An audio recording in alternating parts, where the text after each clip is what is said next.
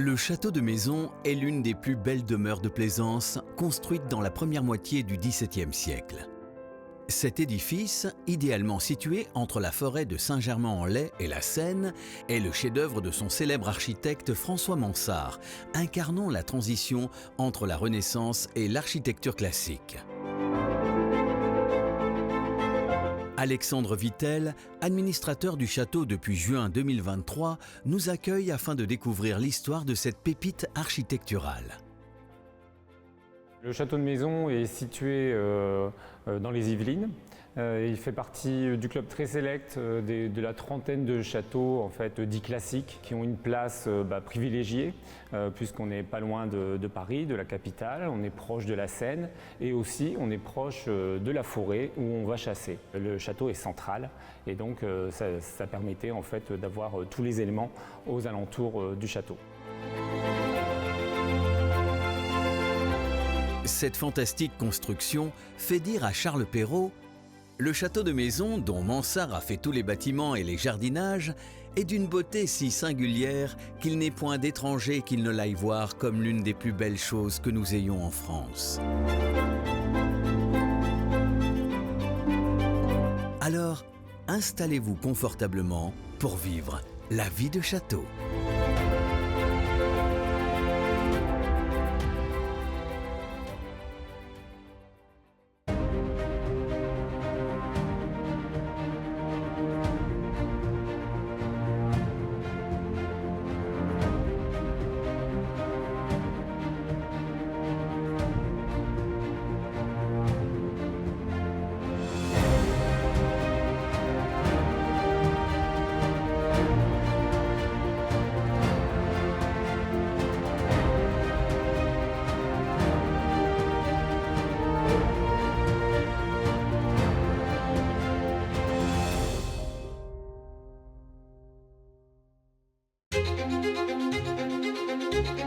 La construction du château de Maisons-Laffitte démarre en 1640, sous l'impulsion du haut magistrat au Parlement de Paris, René de Longueuil.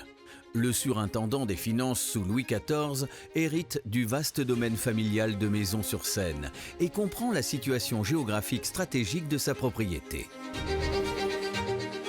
Le château est le fait d'une rencontre entre René de Longueuil et puis François Mansart, qui était le plus grand architecte de l'époque. Et donc ce château, il est voulu comme une demeure, on va dire juste à côté des bois où on va chasser, où le roi va chasser, où la noblesse va chasser. Et donc c'est un moyen aussi de se positionner et de montrer sa puissance et aussi d'offrir des possibilités pour les rois quand ils viennent chasser.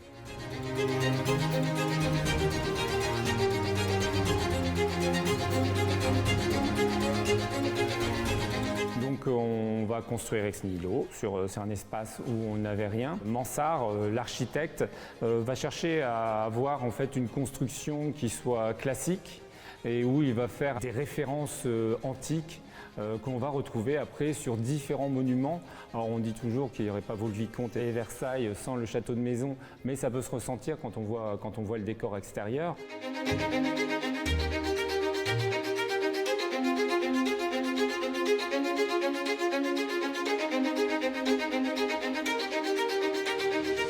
Donc quand vous arrivez, vous passez un portail et donc on est accueilli en fait dans ce château par son architecture avec le bâtiment central où vous avez deux ailes qui sont ajoutées et puis vous avez les étages. Donc vous avez deux étages sur le côté et puis après vous avez trois étages pour la partie centrale.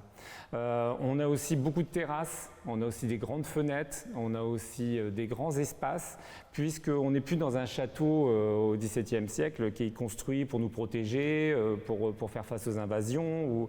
Non, là on est dans un château vraiment de l'apparat, c'est pour montrer sa puissance. Et donc grâce à cette grandeur, grâce à cette montée en étage, cette montée en puissance, on voit que ça permet en fait de montrer la puissance aussi du propriétaire. Donc Mansart fait appel à l'architecture antique avec notamment l'utilisation de trois styles qu'il va utiliser, avec trois styles notamment dans les colonnes.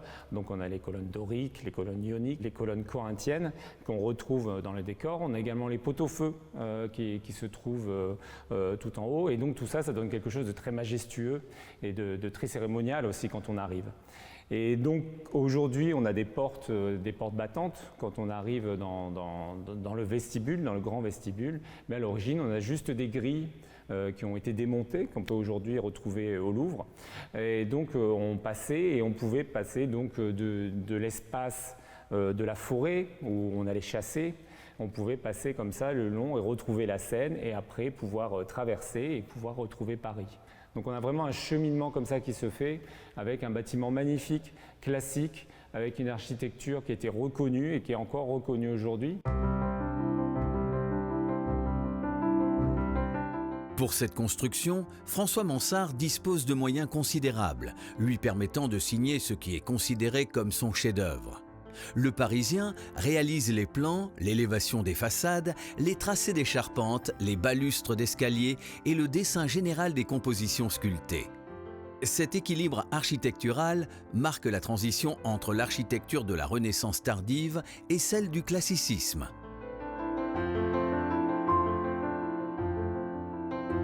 Alors c'est une architecture en fait qui est réalisée pour être vue, mais aussi pour voir. Donc c'est pour ça qu'on a des balcons, on a également des terrasses qui ont été mises en place. On va sur les balcons, on regarde et on attend aussi l'arrivée du roi, puisqu'on avait les terrasses sont côté forêt, donc on attend l'arrivée possible du roi.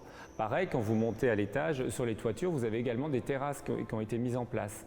Et sur des toitures, sur des toitures en mansarde, et donc le terme mansarde vient de Mansart, donc qui est l'architecte qui a travaillé ici. Alors même si ce n'est pas lui qui est l'inventeur de ces toitures, qui sont à 4 pans, en fait, où vous avez les toitures comme ça, courbées et remises comme ça, c'est pas lui l'inventeur, mais c'est lui qui l'a beaucoup utilisé. Et donc les ouvriers de l'époque, les charpentiers de l'époque disaient les mansardes, puisqu'en fait c'est lui qui l'avait quand même utilisé, qui l'avait comme ça permis sa diffusion.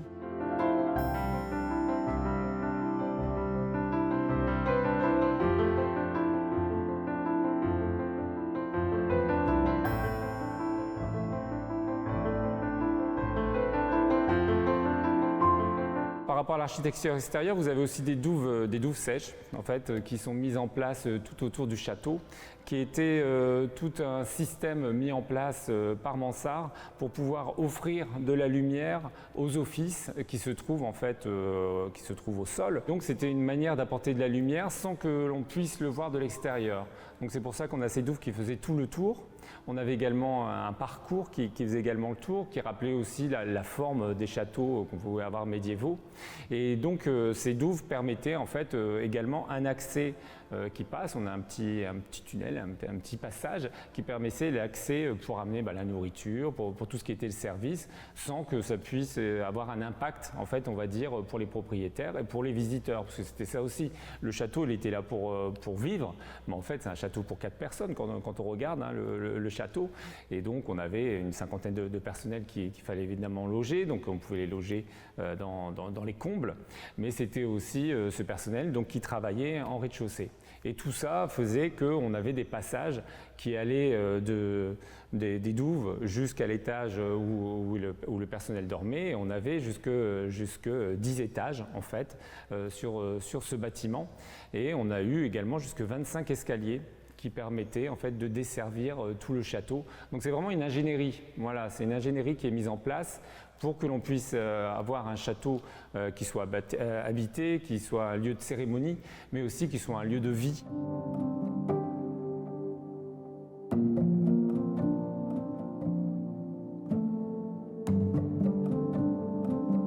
Mansart soigne également l'architecture intérieure du château. Ainsi, on y retrouve des pièces à la fois somptueuses et savantes, faisant démonstration de l'art de l'architecte. Pour certaines salles, le créateur parisien s'inspire notamment de Michel-Ange et de Philibert Delorme, une manière pour lui de rendre hommage à ces grands artistes et se réclamer de leur descendance artistique. Julia Blons, administratrice adjointe du château de Maison, nous explique. Et surtout, ce château est résolument moderne pour l'époque. Résolument moderne, pourquoi ? Parce que c'est un château lumineux, très lumineux, avec beaucoup d'ouvertures et avec notamment un grand vestibule d'honneur qui, à l'époque, est ouvert au vent et à la pluie, puisque ce sont des grilles qui sont désormais au musée du Louvre qui habillent ce vestibule à l'époque. On est donc sur un vestibule d'honneur central avec un escalier déporté, ce qui est assez moderne pour l'époque et une architecture très sculpturale. On passe à ce moment-là de décors peints, principalement de plafonds peints, dans ce château, avec François Mansart, à une architecture très claire, on le voit dans le vestibule d'honneur, dans tout l'escalier d'honneur, et avec beaucoup de lumière. Une fois entré par le vestibule d'honneur, en se dirigeant par sa gauche, on rentre dans les appartements de René de Longueuil, le propriétaire, qui, là, dans la chambre des captifs, a sa chambre d'apparat. Et en enfilade, un petit cabinet de travail qui est intéressant parce que c'est la seule pièce au château de Maison où on peut voir un plafond à caisson recouvert de peinture.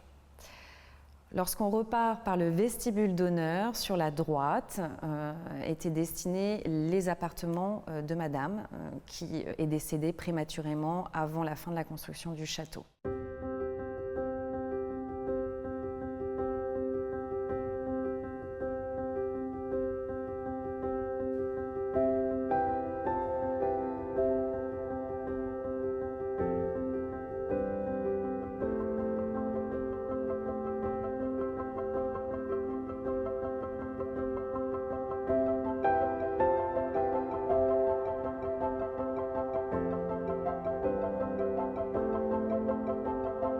Pour arriver aux appartements de réception et aux appartements du roi, on franchit l'escalier d'honneur, cet escalier somptueux qui semble autoporté. Il est à la fois massif mais semble flotter dans l'air.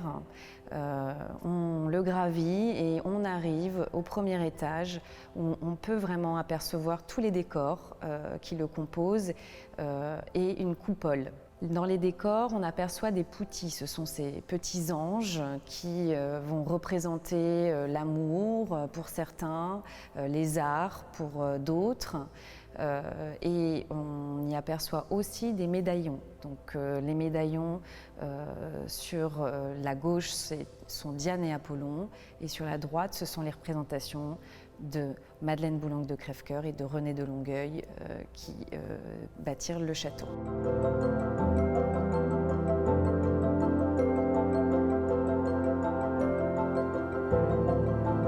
Dans les étages du château, nous pouvons découvrir une reconstitution insolite.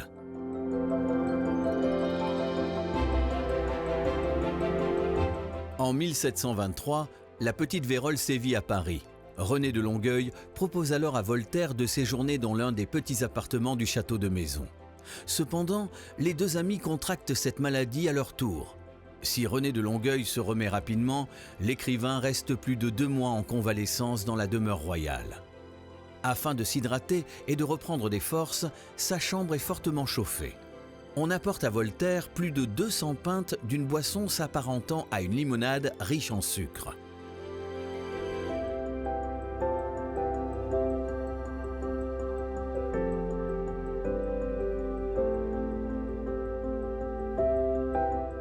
Vous entrez ici dans la salle des fêtes du château de Maison, qui est donc la pièce de réception, la pièce d'apparat créée par François Mansart sous René de Longueuil. Vous pouvez y voir une tribune des musiciens et des grands miroirs qui rappellent la galerie des glaces du château de Versailles. On pouvait donc y accueillir des réceptions, des bals, des pièces de théâtre, mais aussi des grands dîners. Vous arrivez ensuite dans l'antichambre du roi, aussi appelée le salon d'Hercule, où se trouve une cheminée monumentale avec le portrait de Louis XIV et des cornes d'abondance qui sont portées, toujours représentant aussi le pouvoir et la richesse. C'est un château aussi d'apparat, un domaine de réception. René de Longueuil le fait bâtir dans l'idée de recevoir le roi. Alors au début de la construction, il pense pouvoir recevoir le roi Louis XIII qui finalement décède en 1643. Le château démarre tout juste sa construction. Il accueillera finalement Louis XIV, mais quelques années plus tard, en 1651 pour la première fois.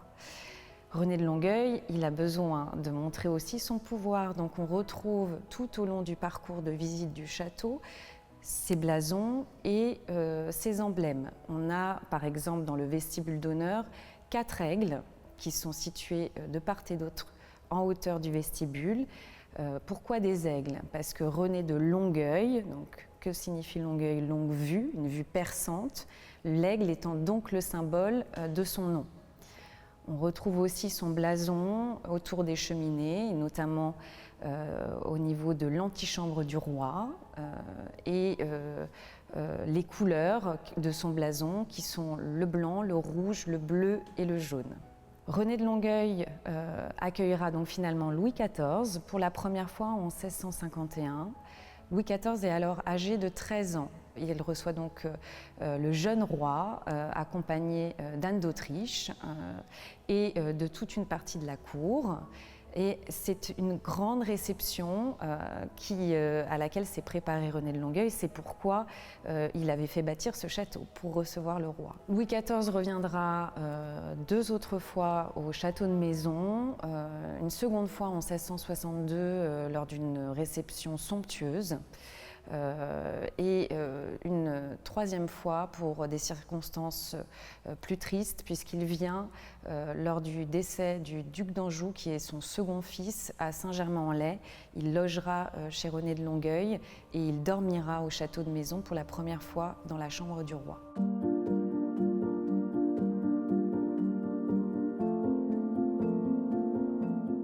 Tout au fond de l'aile, dans une petite pièce cachée, se trouve le point d'orgue de la visite de l'appartement du roi. L'un des trésors du château est incontestablement le cabinet au miroir. Ce petit espace précieux est destiné à des soirées intimes, poétiques ou musicales. Ses murs sont ornés de glaces et de lambris peints d'or et de lapis lazuli. Le sol est recouvert de marqueterie de bois précieux, composée notamment d'une dizaine d'essences de bois précieux, d'étain ou de nacre. Les peintures de la coupole sont l'œuvre de Michel Corneille. Le lambris est incrusté des lettres du marquis et de son épouse défunte, le R de René de Longueuil et le M de Madeleine Boullin de Crèvecoeur. Cette pièce, reflétant le luxe absolu de son époque, est éclairée par les lumières des 8 chandeliers du lustre de cristal suspendu.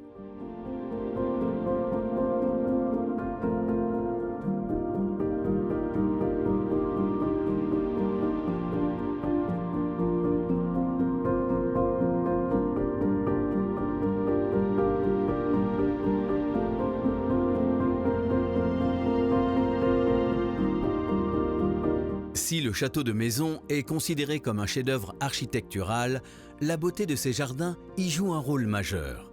Ils ont évolué et su se renouveler avec les siècles, notamment avec l'ajout d'un jardin raisonné. Le parc du domaine est pensé pour être en osmose avec la demeure.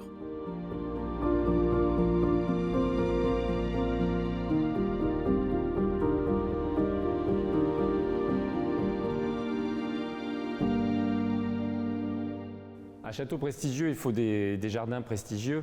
Et donc, dès l'origine du projet, François Mansart a travaillé aussi sur les jardins. Donc des jardins très structurés comme le château, et aussi avec des moyens hydrauliques importants pour ramener l'eau, pour irriguer, mais aussi pour faire de l'eau un spectacle.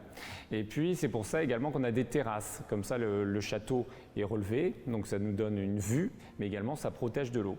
Donc les jardins qui étaient aussi un lieu de production, donc on avait un jardin potager où on produisait, mais on avait aussi un jardin d'agrément. Sous les terrasses, on a une salle de fraîcheur qui, comme son nom l'indique, voilà, il n'y a pas de piège, permettait de retrouver la fraîcheur. Et donc vous pouvez voir à l'entrée de cette salle en fait un personnage qui a été reconstitué assez récemment en fait par rapport à une gravure. On voit un personnage avec des bacchantes en fait qui sont un peu avec des glaçons et qui permettaient aussi de donner la fonction de cet espace tout de suite avant d'y entrer.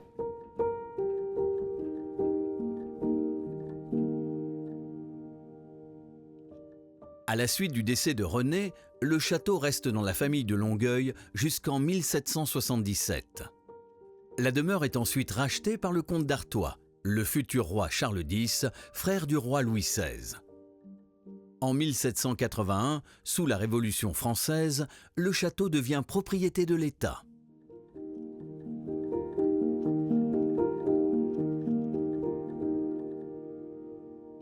Lorsque le comte d'Artois décide d'aménager ses appartements au château de Maison, il choisit le rez-de-chaussée et les anciens appartements de Madame.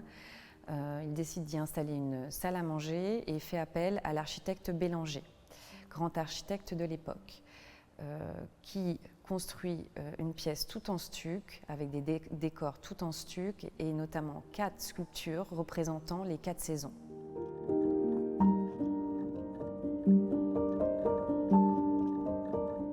Par la suite, il est racheté en 1804 par le maréchal Lannes, militaire proche de Napoléon Bonaparte. Gisors, son architecte attitré, œuvre à la remise en état et à la modernisation du château, principalement l'aile droite. Lannes crée un haras de 32 chevaux et reprend l'exploitation du domaine. La duchesse de Montebello parvient à conserver le domaine malgré le décès de son mari lors de la bataille d'Essling le 31 mai 1809.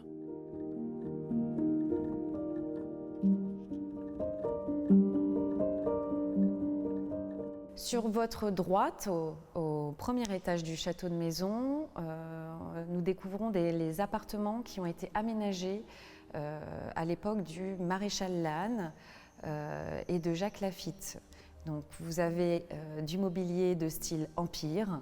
Vous arrivez ici dans la pièce qui fut la chambre de la duchesse de Montebello, la femme du maréchal Lannes, qui occupa le château avec ses enfants après le décès du maréchal Lannes, un long moment. Donc vous pouvez y voir un lit et le mobilier empire qui est de l'époque de la duchesse.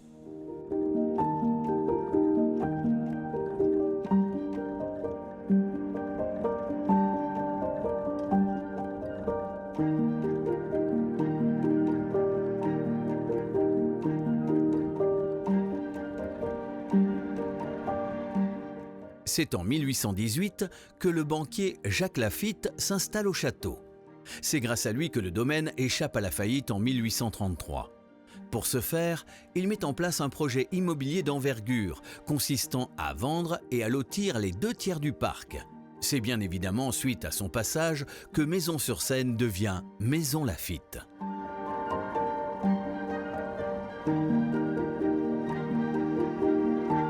Par la suite, les propriétaires se succèdent et le château se trouve menacé de destruction par un promoteur immobilier en 1905. Pour le sauver, l'État décide d'acquérir le château et enchaîne depuis lors d'importantes campagnes de rénovation. À partir de 1914, le château est classé monument historique et ouvre au public. Il est aujourd'hui géré par le Centre des Monuments Nationaux.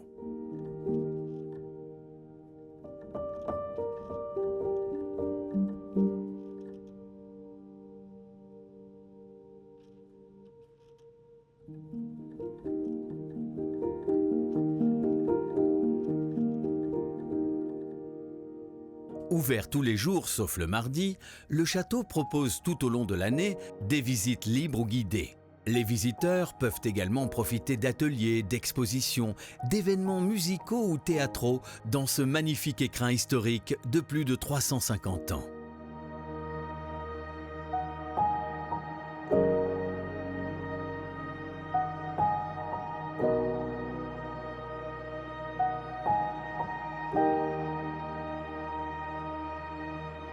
Le château de Maison, c'est un joyau qui est accessible.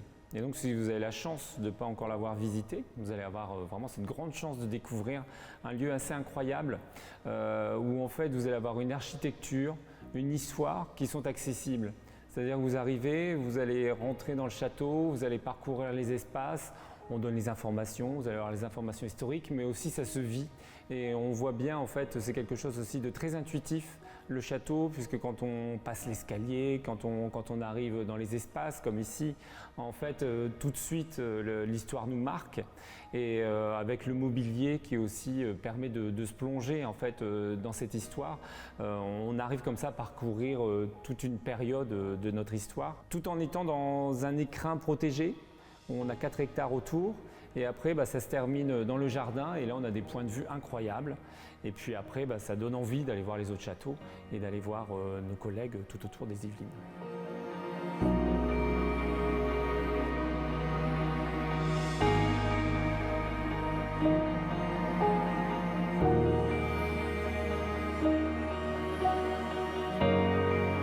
Alors, si vous souhaitez découvrir ce bijou architectural signé Mansart ou vous balader dans ces jardins, n'attendez plus et franchissez le pas de la vie de château.